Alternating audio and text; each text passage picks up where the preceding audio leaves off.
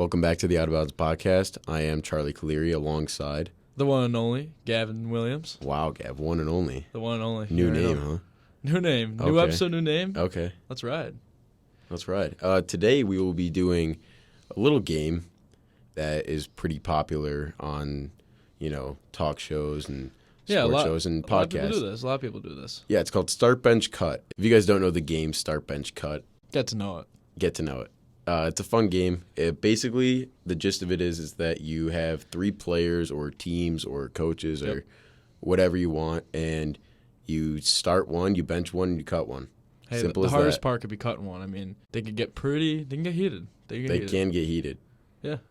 Or they can get out of line. They could get out of line. And, I feel like it's going to be another Charles out of line day. I don't know. You We'll have think? to see. I think it's a Gavin out of line day. You know what? Get started. We're going to start here in the NFL. And I think our very first one, could be a good one. Everybody could agree or everybody could disagree. We're going to start with quarterbacks of the NFL. Current, where they're at right now. Current. Start bench cut, Justin Herbert, Trevor Lawrence, and Dak Prescott. What do you got? I think I'm starting Dak still. Oh, my God. I'm starting Dak. I think you're already out of line. Really? I think you're already out of line. First one. I'm cutting Dak. You're cutting Dak. I'm cutting Dak. Why are you cutting Dak? Hear me out. So, Justin Herbert, I think that kid's got an arm. That kid could play. I think Trevor Lawrence, you see what he did in the playoffs this year? Do you see Dak Prescott play that in the playoffs? I don't think so. Against a Bucs team that I think wasn't even meant to be there. They have an 8-9 record. Yeah, they did. Yeah, they were below 500 and they're in the playoffs. I think that's absurd. All right, well, let me give you my reason why I'm starting Dak. Let's hear it. Compared to these two guys, he's done way more in his career. And He's been playing for longer though. He's been playing for longer, but yeah, exactly. I think that's my main point is that he's been playing for longer. I think he's the better quarterback because he I can. don't think he's the better I think he can quarterback. win better, more important games. If I'm starting a franchise today, out of these three, that's the one I'm leaving out. Well, that's not the episode, Gavin. That's his start bench cut. So Well, at the same time, though, Justin Herbert and Trevor Lawrence, they both have better hair. they do. If this was start bench cut for hair, that would be a tough one. Dak would be cut immediately. Absolutely. But alongside the jokes, I do think the potential between Herbert and Lawrence, as of today, they have. I think their stats aren't as interception worthy. I think Dak Prescott has too many interceptions. He has too many good weapons to waste it on interceptions. Yeah, he can have 30 touchdowns in a year. He's kind of like the Jameis Winston, though. He's the type of guy who would have 30 touchdowns, but he'd also have 30 interceptions. And I don't care if all of those or none of those are his fault. At the end of the day, the stat sheet says 30 and 30 or whatever he had this year. That's just the example. I think Dak Prescott is the worst quarterback out of the three. That's controversial. I know one of our good friends, Jack Corcoran, if you're listening right now, I know you would not agree with me right now. You're a Charles fan. But You would agree with me right now, Corcoran. And I'm not a Charles fan right now. I'm Wow. a Trevor Lawrence. I'm a Justin Herbert. I love Jay Herbo. He's a great kid. That's fair, Kid too. can play ball. All right, so I'm starting Dak, I'm benching Herbert, and I'm cutting Lawrence. I'm starting Justin Herbert, benching Trevor Lawrence, and cutting Dak Prescott. And I think we should just agree to disagree on this one. Agree to Gavin. disagree. All right, on to the next slate. We have a wide receiver slate. And these three I feel like could be interchangeable. Could I be. think this is a very debatable one. Yep. We have Jalen Waddle, CeeDee Lamb, and Amon-Ra St. Brown. All three of these guys are studs. Very much But so. One of them's got to be cut at the end of the day. One of them does have to be cut.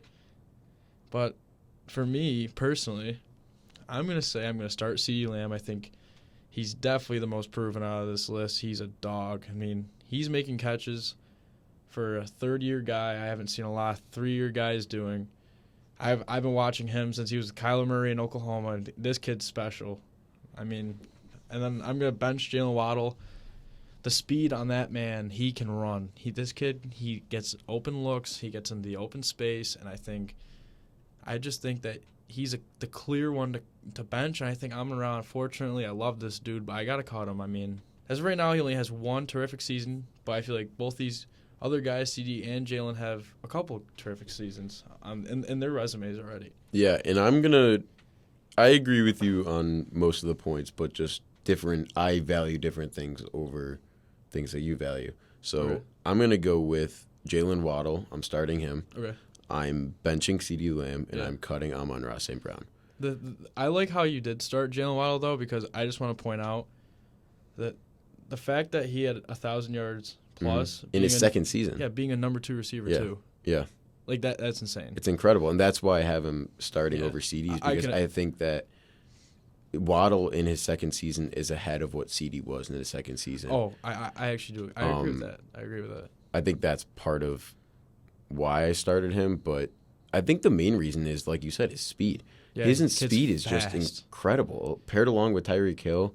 I mean, CeeDee Lamb, he's a great route runner, and he has great hands, but... And he has the height. I mean, he does have the height. He has more... You know what they say? They say high point the ball. He has a great high point. He does. I think those two wide receivers are very interchangeable at this point in their careers. But I think that's a great start to the wide receiver. Yes. But moving on from wide receiver, we got to move to the next skill position and running back. A running back position. Very controversial position in the NFL today. I do too. I mean, I have a friend, shout out Joe, and he thinks that running backs are the most pointless position in football. Wow. I don't agree with it, but that's his own hot take. Joe will have you on the show one day, but right now we're focusing on the start bench cut, end of things. Yeah, so for this start bench cut, we are doing Christian McCaffrey, Saquon Barkley, and Jonathan Taylor. Most people think that these are 3 of the best running backs in the league. If not the best 3. I mean, I see people have all 3 of these guys be number 1 on their list. Yep. All 3 of them. Mm-hmm. For different reasons, too. Yeah, I mean, absolutely. What I'm going to do is I'm going to start Christian McCaffrey. I think he's definitely the clear-cut one, I think, out of this 3. I agree. I'm going to bench Saquon Barkley. I also agree. Because, I mean, I know he has injuries, but I have to cut Jonathan Taylor. I mean, I know he had injuries this year, but I don't know why. I have a feeling he's a one-season wonder. I don't know why, but I have the feeling. Wow, and you know who's not going to like that one? Mr. Ian Kennedy. Mr. Ian Kennedy. I do see a theme in these running backs that I didn't pick up on when we picked these running backs. They're all injury prone. They are. I mean, they all battle through adversity. And I think that's just part of being a running back is that you're going to face those injuries. You're going to blow out your knee. Exactly. You're going to shatter your leg, your foot. You're going to tear an ACL like Saquon. Just like Saquon. But I think Saquon has the best ability to shake off the injury and then play at the highest that he did. Like this season, I mean, he was incredible. He came off the ACL tear. Yeah. And he comes out 1,000 yards plus, and he was an animal this year. And I didn't see a lot of teams stopping him. It's like, I don't know. I mean, I watched a game in London against the Packers, and right from my TV, I could see why is this guy getting so open on wheel routes. He's incredible. Simple wheel routes that should be easy to defend. He's making space. I mean, there's a reason why they call him. Like, I mean, look at his quads. Saquon Barkley. I mean, that boy is hard to wrap. Yep. When you tackle, you wrap around the legs, and he's still getting out of it. Oh yeah. Because they can't wrap around the whole leg. I got to cut Jonathan Taylor here. I mean, I agree. I mean, Jonathan Taylor's an incredible running back. I think there's no denying that, but he just hasn't been healthy enough for us to justify putting over Saquon and Christian McCaffrey at this point of his career. I absolutely agree. Moving on. This one's interesting. This is a fun one, guys. This is a fun one. We're doing coaches right here. We're doing coaches. Active NFL coaches. All these guys, newer coaches to the league. Absolutely. So we got Dan Campbell, Mike McDaniel, and Robert Saleh. Ooh, this is going. You know, I'm going to kick things off here. Okay. I'm going to get the tires rotating right now. Let's go. And I am starting Dan Campbell. Here's my reasoning. If you have a coach who cries for your team, balls his eyes out for his team, I want that coach. I want him coaching my team. He has the most, I mean, he just cries for his team. I mean, he's a passionate guy. He's the most passionate coach. I think he's definitely by far the most passionate coach in the league. And I think he's up there. He's proven himself. He's taken this Lions team from shambles to almost the playoffs. They were a Seahawks win in overtime away. And that didn't happen. From the Rams cannot pull, or Seahawks cannot beat the Rams. No. But, I mean, I think Dan Campbell, I mean, this guy is special. If you're a Lions fan and you're listening, you should be excited. You should be on cloud 9 right now. Yep. Absolutely. Who am I benching? Who are you benching? Kevin? You know who I'm gonna bench in this point in their careers. I like Mike McDaniel. I'm going to bench Mike McDaniel, cut Robert Saleh. Reason being, I'm an offensive guy. I just love the offensive game. Tyreek Hill, he's somewhere out there. Tua just got to throw out the ball. Always. So is Jalen Waddle. We just talked about Jalen Waddle. I mean, there's a lot of potential in this Dolphins team. Unfortunately. And even though they're an offensive-minded coach, they still have a defense that is growing. They just got Jalen Ramsey. I know you're not the biggest fan of him, Charles. No. Bradley Chubb. They have Bradley Chubb. Yep. I mean, they have so many weapons on that defense now. Now, can I tell you something, Gavin? Let's hear it. That's why I'm starting Mike McDaniel out of these three coaches. I love Dan Campbell. The Lions are probably my second favorite team in the league. But I'm starting Mike McDaniel because his offensive mind is just, I think it's incredible, I can honestly. add into this. Being a fan from an offensive-minded team already, Matt LaFleur of the Green Bay Packers, I mean, he took a Packers team who was good on the paper but couldn't do it on the field. I mean, seeing Mike McCarthy, I mean, Mike McCarthy had a good run. He won a Super Bowl, but bringing in Matt LaFleur, he elevated the offense. I think the same thing is with the Dolphins. I think the Dolphins are incredible now. I think their offensive weapons are great. But I'm taking them over Robert Saleh every single day of the week in the AFC East. Yep, that's why I'm starting McDaniel, I'm benching Dan Campbell, and I am cutting Robert Saleh. Yeah. I don't think Saleh's done enough. To be fair, he has not had. He had a terrific start of the season. They did, but they couldn't even finish out.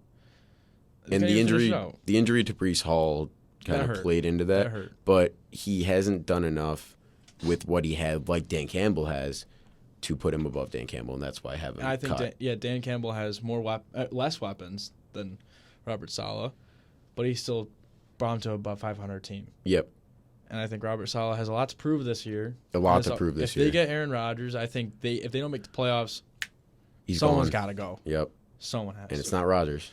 It's not at this point in his career. It's I not guess. A bad man, as Stephen A. Smith would say. You know who else was a bad man? There's 3 bad men I'm about to tell you about right now. For our next one. Okay. This is in their prime. Ooh, and in their prime start bench. In their prime. I like this. Troy Polamalu, Ed Reed, and Brian Dawkins. 3 of the best safeties of the 2000s, early 2010s. These 3 guys, hard-hitting, great coverage guys. Yeah. I mean, they were just incredible. Hall of Fame caliber safeties. Absolutely. And I'm gonna kick it off. All right.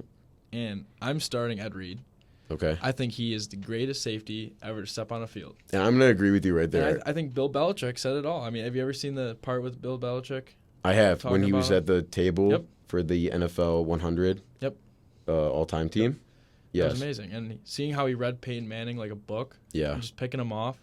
Like, you don't see a lot of players doing that. You don't see a guy tricking out Hall of Fame quarterback, and that's why I'm starting him. And I'm going to bench Troy Polamalu because of that dog in him. I know Brian Dawkins has that dog, but I think Troy Polamalu had more to offer on the table, I think, than Brian Dawkins. And if I'm taking the primes, I'm taking Troy Polamalu with that amazing, amazing hair. Oh, my goodness. I mean, Head and Shoulders got themselves a guy when they signed him. They got him. To that endorsement deal. I'm going to agree with you. I think it's us showing our age a little bit, maybe. I think so, too. Because we're cutting Brian Dawkins, but we recognize we never saw his prime. No, we saw the end of him end of his career when he was on the Broncos, maybe tail end of the Eagles run. But I think that overall, Ed Reed, Polamalu, and Dawkins, from what I have seen, is the correct order. Yeah. I think leave it at that. Yeah. And we have another fun segment here. Well, fun one. We're going to go for in their prime with their nicknames, though. Mm-hmm. So what plays made these players turn into their nickname and their other identity? Yes. So kind of like an alter ego. An alter ego. Yeah. I like that. Yeah. Here we go. Beast Mode, Megatron, and Revis Island. 3 amazing nicknames. 3 amazing for nicknames. 3 great players. All different positions. All different positions. That's why this is different sides of the ball. Very hard start bench cut. This is a tough one. I'm going to go Megatron first. Oh, you have to start him. I mean, he was just incredible when he played. I just wish he played more. I wish he played longer. He could still potentially be playing today at the end of his career. I think he'd probably be in the last 2 seasons of his career right now. I'm going to bench Beast Mode, I think. Yeah, I'm too. And then cut Revis Island. I'm doing the exact order. Beast Mode originated in Buffalo. Yeah. I'm going to shout that out. Did you know that Marshawn Lynch had like Applebee's commercials in Buffalo? That. He apparently went to Applebee's all the time in Buffalo, but that's besides the point. He also loved Skittles. He also did love Skittles. We knew that, though. Beast Mode, when he turned into Beast Mode, he was just a different running back. Yeah. I mean, the run against New Orleans. And then Arizona. Arizona was the other one. He was just different. You cannot Revis count him Island, I mean, the Bills faced him twice a year, Yeah. but I think compared to those two, it's I think Reeves Island, I don't want to be disrespectful to his name, but he's not even close to these other two. yeah. I mean, He's close, but I think not it's as close. close. I think he's close to beast mode maybe, but Megatron is just Megatron's a Megatron. Yeah. You can't beat him out. And then the last one for the NFL that we're gonna do is the last 3 Super Bowl champions. So the Chiefs, the Rams, and the Bucs. And Gavin, why don't you go first? So I'm gonna start the Rams. I think that team was out of these 3 teams. There's a debate between Rams and Bucs. I think the most, but I think the Rams have the most complete team on them.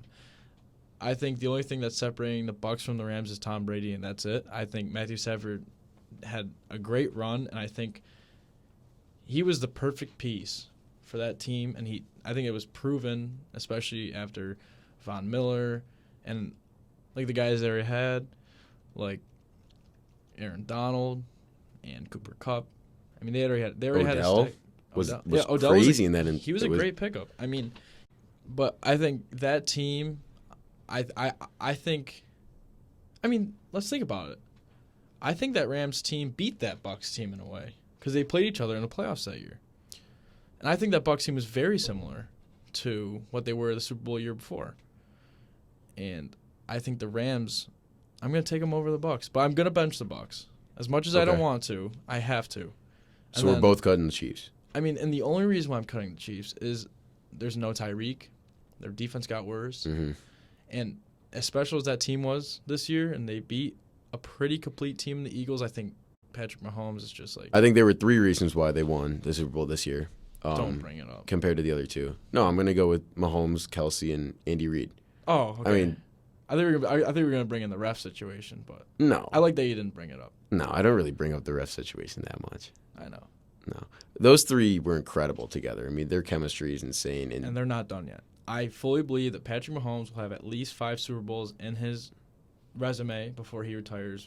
And I think... I sure hope not. I think he'll have 5. He already has 2, and he's, 27, 28? Yeah. I'm going to start the Bucs, actually. Wow. I'm going to bench the Rams and cut the Chiefs. Why are you benching the Rams? I got to ask.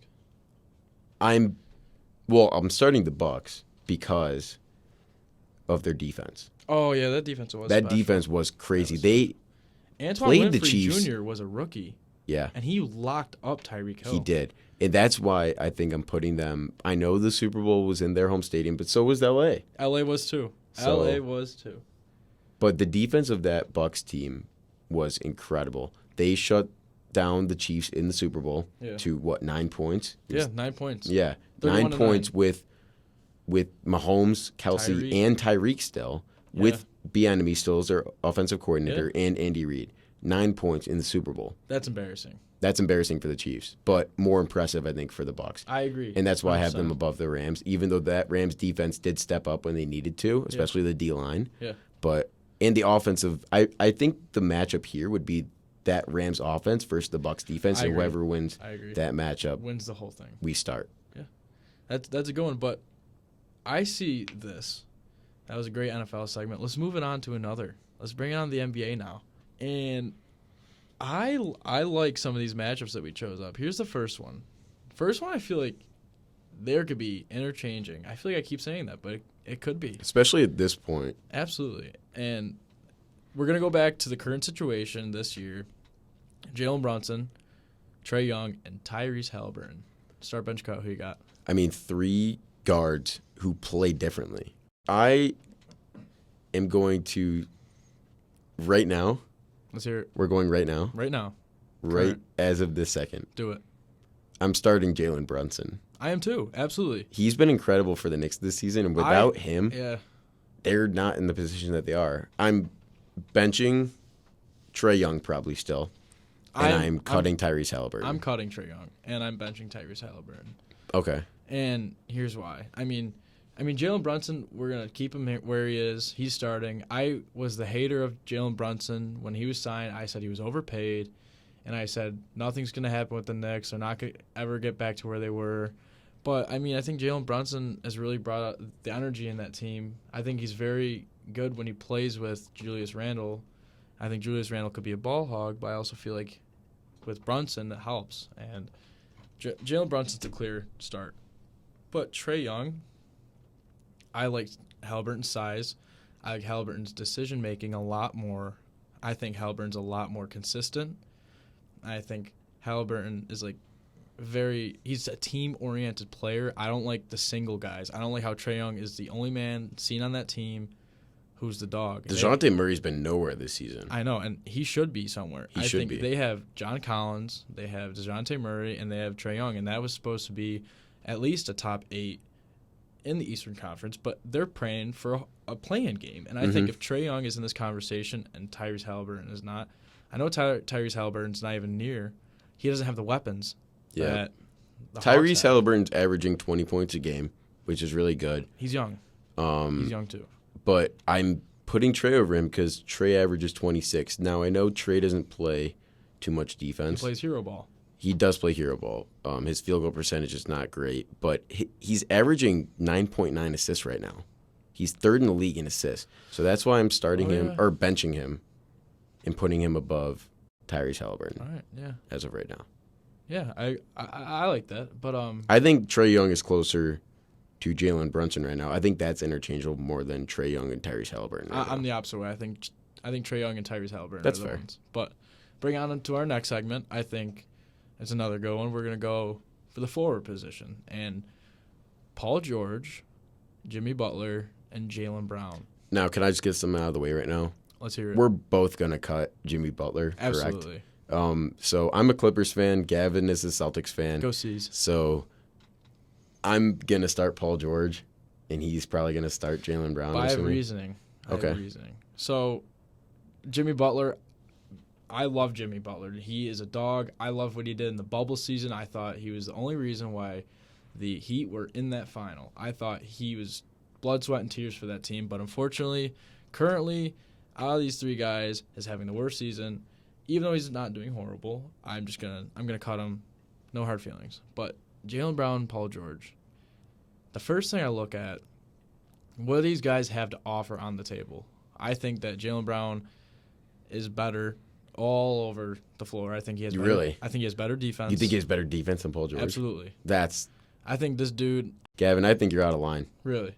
Yeah. Paul George is one of the best two-way guards in the league. And I think you're disrespect for him right now. I'm not disrespecting him. I'm just saying that Jaylen Brown, he's overall better than Paul George. I think Paul George has games where he's on or off. And I think when you look at Jaylen Brown and when you see Jason Tatum hop off the court, there's one man leading it, and that's Jaylen Brown. You could say the same thing about the Clippers, even though I think most of the time Paul George is the one leading on the court for the Clippers. Yeah, but hear me out. I mean, when you have Jason Tatum leave for injury, Jason Tatum. I know, but hear me out. You have Jaylen Brown leave, or you have Jason Tatum leave for an injury. Yep. And you have Jaylen Brown step in. What's the first game he had? Pretty sure that was 41 points. What's the next one? The next, I think, 4 or 5 were in the 30s. I mean, this kid is special. He is a number 1 player in the league, but he's seen as a number 2. I mean, I think we're seeing this the same way. It's just from different biased perspectives, which we don't want to be biased, but I think I do truly believe that Jaylen Brown is better, though. Yeah, it's just how we see it. I think it's because we watch more of the our games team's that they play games. in, Yeah, so I think that's just a difference of opinion there. I do think it's pretty close. I also think we're talking about, when we're talking about Jason Tatum and Jaylen Brown and Kawhi and PG, I think we're talking about, 2 of the best duos in the league. I completely agree with that. If not, I think the Celtics. I think the Celtics is a little bit better at this point in their careers. I think just because of Kawhi's injuries. Though. Yeah. I mean, if Kawhi was healthy for 82 games and Jason Tatum was healthy for 82 games, they've both been hurt a lot this year. Yeah, they would. This would be a very controversial, but I just feel like Kawhi's been more injury, which has given Paul George more opportunities to be better than Jaylen Brown. But I don't think he's executed it because Jaylen Brown still has. I think he averages 26 points per game. Yep. As a number 2 guy on the team, and that's insane. When we said Trae Young was a number 1 guy and had 26. He also, yeah. So that's a very fair point, Gavin. Thank you. On to our next one. We're going back to coaches. Yeah, this is a fun segment. Another one. I like this one. We're going Monty Williams of the Phoenix Suns. Yep. Nick Nurse of the Toronto Raptors, and Michael Malone of the Denver Nuggets. Yeah. So we have two coaches who have been to the finals and one who's only gotten to the Western Conference Finals. Well, one of them won the finals. Well, yes, because of one man. His name's Kawhi Leonard. Kawhi Leonard. And Drake. And Drake. He got a ring. He did get a ring. He got a ring. So what I'm going to do here is I'm going to start Monty Williams. I'm going to bench Michael Malone, and I'm going to cut Nick Nurse. And I agree with you, Gavin. And I think at this point, I think we could see Michael Malone take over Monty Williams. I think this year he has a potential. I mean, if he leads him to a finals, I think he's already better than Monty Williams. Yeah. This is no disrespect to Nick Nurse. I mean, but without Kawhi, he's done really nothing in his coaching career in the NBA. I know he won Coach of the Year. He did win Coach of the Year, but it was that season with Kawhi. Yeah, and I just don't like Nick Nurse. I mean, I think Nick Nurse he's a good coach, but he's not a great coach. I think both these other guys are great coaches. Yeah, they're definitely two of the top 5 coaches in the league at least at this point, especially Monty Williams with, all the things that has happened to that Suns team. Yeah. Yeah, I mean, not necessarily whole restructure the whole team, and I think they're only going up from here, especially when the playoffs come around. Yeah, KD. Back, that's a whole different Suns team when you got KD in the. KD, I mean, they won 5 in a row at the time that we're recording this. I was watching the first game he was a Sun. He had 35 points. Yeah, I mean, and he came off injury. They're incredible when he plays, but the Nuggets are incredible too. Michael Malone is a great coach. I think Monty Williams just can wheel his team more than Michael Malone can. I mean, he's more of the energetic kind of guy. Yeah. Michael Malone's like, all right, get out there and play ball. A little bit more laid back, old school type of guy. Old school, yeah. Another in their prime we're going to do. I like this in their prime segment. This is fun. In this one, I know as soon as we say the names, everybody's going to be like, oh, this guy we're starting immediately. Yeah. I think there's controversy, though. Possibly. We'll see. All right, so Kevin Durant, Dirk Nowitzki, and Kawhi Leonard. Well, start bench cut. I'm already starting KD, one of the greatest scorers ever touch the court. I mean, he touches the floor. He has a little mid-range shot. It's money. I'm gonna bench Dirk. I think Kawhi is a respectable player, but I think Dirk's done more in his career in his prime than Kawhi in his prime. I think Dirk even when he was leaving his prime, he won a finals when he left his prime, in my opinion. But he was so much better in his prime than Kawhi Leonard, I think. I think Kawhi Leonard is coming to an end. His prime? Yep. I would agree. Sadly. But the only reason why I would take Kawhi over Dirk is because of his defense. And you know what? That's also why I'm benching Kawhi and cutting Dirk. Wow. Sadly. Wow. As much as I want to bench Dirk, he kept losing to those Spurs teams. He did keep losing to those Spurs teams. Yep. And I know that it doesn't. I mean, like we said, his prime probably started to tail off around the 2011 championship. Yeah. But Kawhi won a Finals MVP on a team with Tim Duncan. That is true.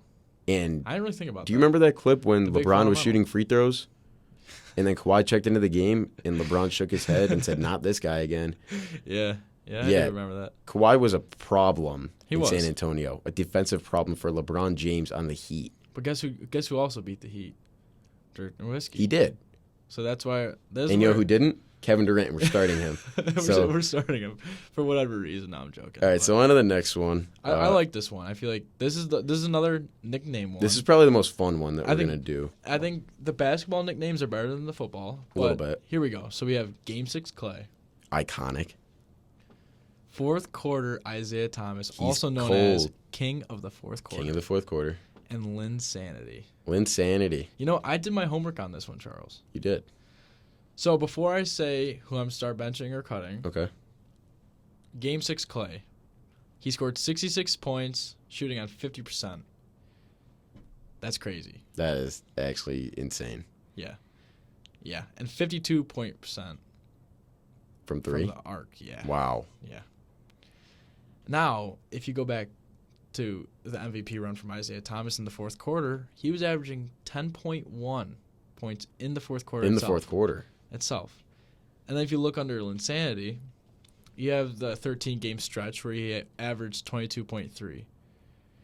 That's respectable, but I'm already going to cut him there. So are we ranking this based off the name or by the performance? By the performance. Okay. So based on that, I'm going to. I mean, you got to start Game 6. Clay. You have to. You have to. And I'm probably benching fourth quarter Isaiah Thomas. I am as and well. I'm cutting Linsanity. Sadly, Unfortunately, sadly. I mean, I'd still go back and look at those highlights too. of him in the Knicks uniform. Knicks uniform, Absolutely. Half-court shots. banging half-court shots against the Raptors in Toronto. Yep. I mean, With the cool baseline. yeah. Where the 3D Raptors. Oh, I didn't like that. I liked it. I didn't like it. No. Game 6 Clay. He was I mean, just special. every time that the Warriors play into Game 6, you Every see single something time. about Game Every 6 single time. Clay.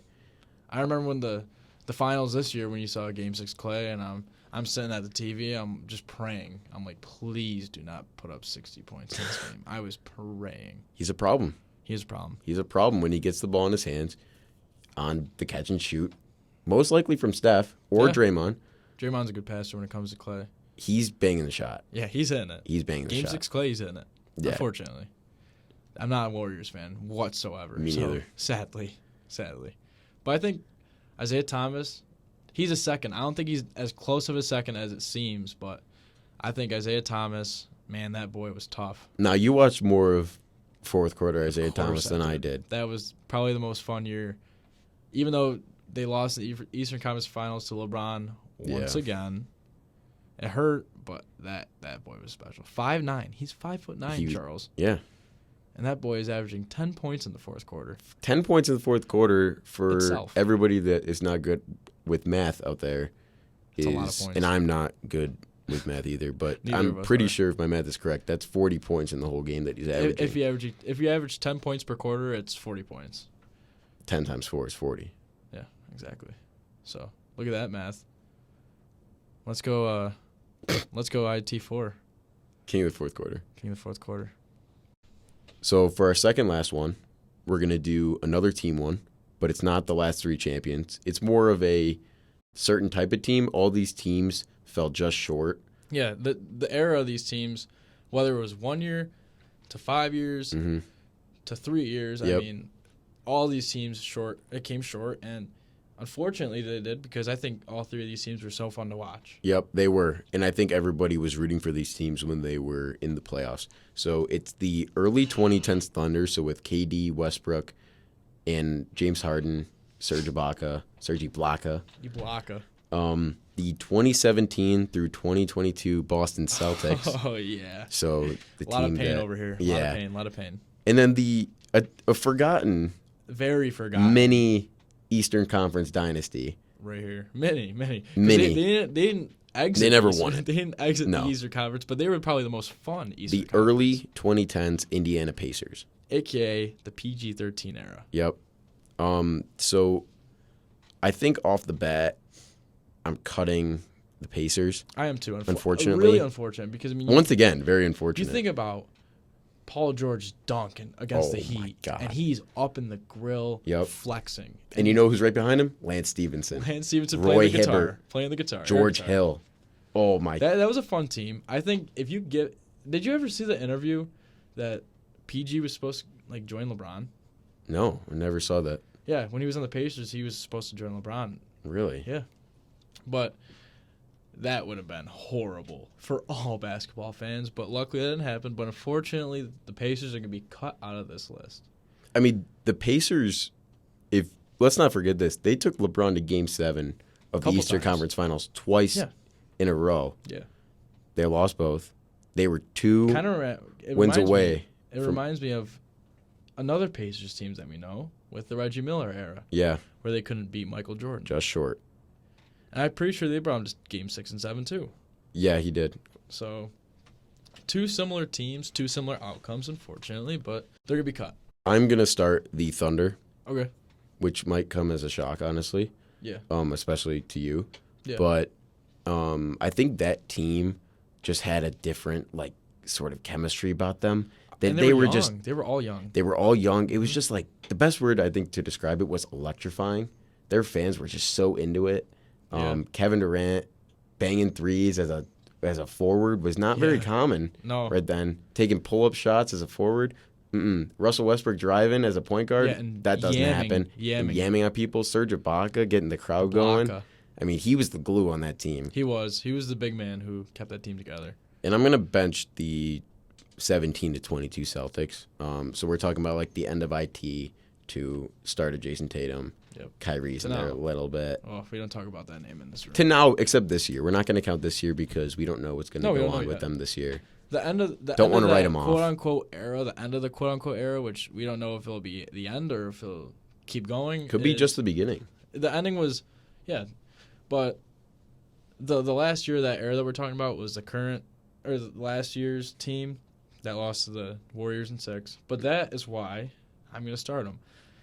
They definitely should have won that finals. I thought that the Boston Celtics beating the Heat, beating the Bucks when they were down 3-2 in both series, they might have been a little gassed, but that's no excuse for the finals. I thought the real thing that showed on that series was the veteran presence on that team with Steph Curry, Klay Thompson, Draymond Green. For sure. They really showed that what a young team could do, but what a young team can't do, a.k.a. Jason Tatum not having the greatest finals of his life. No, and I think that finals came down to experience. Yeah, absolutely. Just like you said, those 3 guys have won how many finals combined?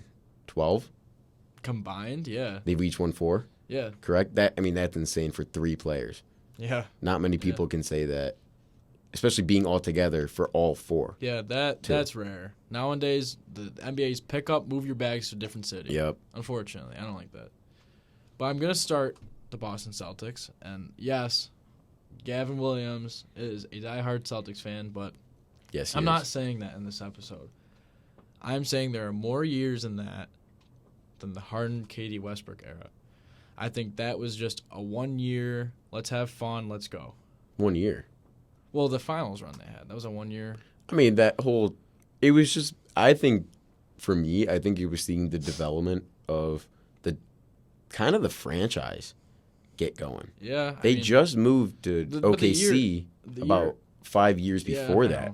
So Kevin Durant was basically the son of OKC, and then he grew up, and then, he left. Yeah, that was the whole thing.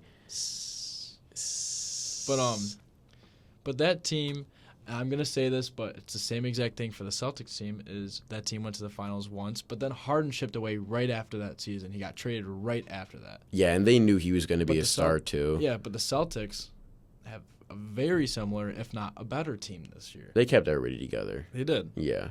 And I think with the Celtics team, the variation between that, just looking at the guard position. Yeah. You start with Isaiah Thomas. Wow, that boy was electrifying. You go to Kyrie Irving. We don't mention that name in this room ever again after this episode.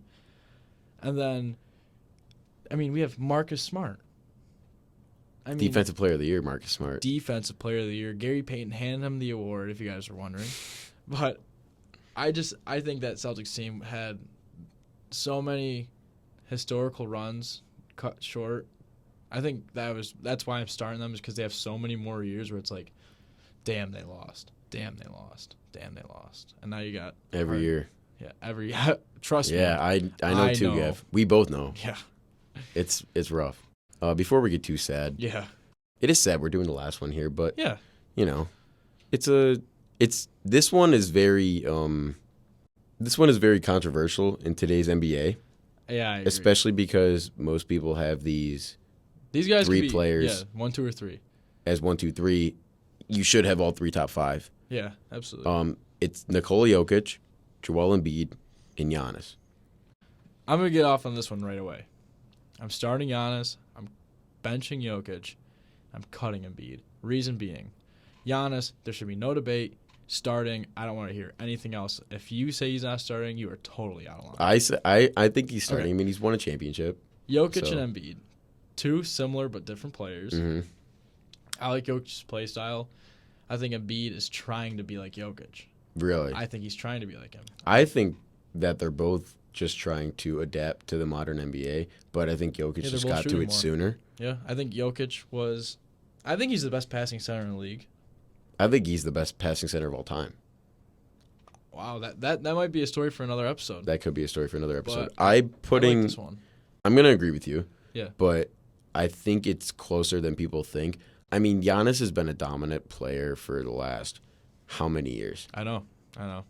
7 years? Yeah. And Jokic and Embiid are going to be... They're 1 and 2 for the center. Yeah, they're going to... Jokic probably going to win both- his third straight MVP. Yeah, and they're both currently front runners for MVP. These are probably the 3 front runners for MVP. But I think Jokic is going to take it out this year. Again, back-to-back. I agree.